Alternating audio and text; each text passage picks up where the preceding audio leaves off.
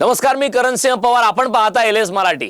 फैसला महापालिकांचा या विशेष बुलेटिन मध्ये आपलं स्वागत. बुलेटिनच्या सुरुवातीला घेऊयात वेगवान बातम्यांचा आढावा. महानगरपालिका निवडणुकीच्या तोंडावर पुण्यात राजकीय घडामोडींना वेग आलाय. गेल्या काही दिवसांपासून अजित पवार पुण्यातील बारामती हॉस्टेलमध्ये नियोजित बैठकांसाठी उपस्थित राहत आहेत. मात्र बैठका, मुलाखती, चर्चा, जागा वाटप या घडामोडी घडत असतानाच बारामती हॉस्टेलमधून अजित पवार कोणालाही काहीही न सांगता, कोणताही सरकारी ताफा किंवा पोलीस संरक्षण न घेता अचानक एकटेच रवाना झालेत.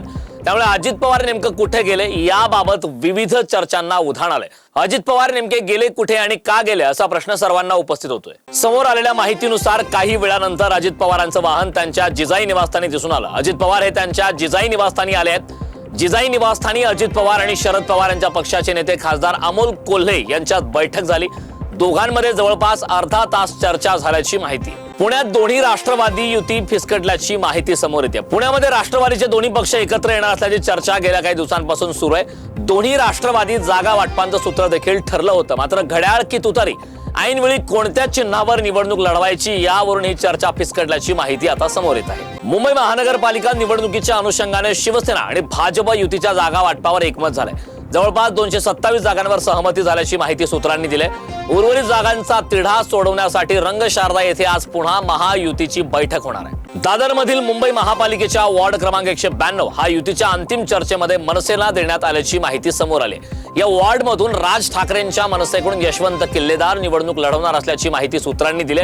त्यामुळे या निवडणुकीसाठी राज ठाकरेंनी पहिला उमेदवार निश्चित केल्याची चर्चा सुरू आहे. छत्रपती संभाजीनगर महापालिका निवडणुकांच्या पार्श्वभूमीवर भाजप शिवसेना युतीसाठी मध्यरात्री 2 वाजता महत्वाची बैठक पार पडली. पालकमंत्री संजय शिरसाट आणि महसूल मंत्री चंद्रशेखर बावनकुळे यांच्यात ही बैठक झाली. यापूर्वी युती संदर्भात आज बैठकांचं आयोजन झाले होते. मात्र अजूनही युतीबाबत संभ्रम कायम आहे. जळगाव महापालिका निवडणुकी संदर्भात भाजप, शिवसेना आणि राष्ट्रवादी यांच्यात अखेर महायुतीवर शिक्कामोर्तब झालंय. तिन्ही पक्षांची गुप्त बैठक पार पडली असून या बैठकीतून महायुतीची अधिकृत घोषणा करण्यात आली. मात्र जागा वाटपाचा पेच अजूनही कायम असल्याची माहिती समोर येते. कोल्हापूर महानगरपालिकेसाठी काँग्रेसकडून पहिली यादी जाहीर करण्यात आली. पहिल्या यादीमध्ये 48 उमेदवारांच्या नावाची घोषणा काँग्रेसचे नेते सतेज पाटील यांनी केली. पुढच्या यादीमध्ये कोणत्या उमेदवारांच्या नावाची घोषणा होणार याकडे कोल्हापूरकरांचं लक्ष लागलंय. अमरावती महापालिका निवडणुकीच्या तोंडावर ठाकरेंच्या शिवसेनेचे माजी नगरसेवक भारत चौधरींचे पुत्र सूरज चौधरी यांनी युवा स्वाभिमान संघटनेमध्ये प्रवेश केलाय. आमदार रवी राणा यांच्या उपस्थितीत हा पक्षप्रवेश सोहळा पार पडलाय. संघटनेमध्ये इन्कमिंग होत असल्याने महायुतीमध्ये आम्हाला सन्मानपूर्वक जागा हव्या असं वक्तव्य रवी राणांनी केलंय. जालना महापालिका निवडणुकीत रखडलेल्या शिवसेना भाजप युतीच्या बोलणीला काल भाजप नेते रावसाहेब दानवे यांनी हस्तक्षेप केल्यानंतर अखेर वेग आलाय. दोन्ही पक्षांनी एकमेकांना प्रस्ताव पाठवले असून 65 जागा असलेल्या महापालिकेसाठी दोघांनी प्रत्येक 40 जागांवर दावा केला.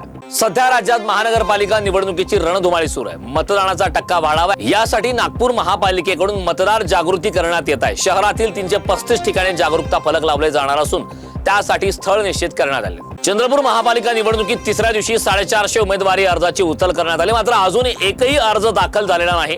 नामांकन दाखल करण्याचा शेवटचा दिवस 30 डिसेंबर असून याच दिवशी अर्ज सादर करण्याची अंतिम मुदत राहणार आहे. जालना महापालिका निवडणुकांच्या पार्श्वभूमीवर आतापर्यंत एकूण 2000 उमेदवारी अर्जांची विक्री झाली.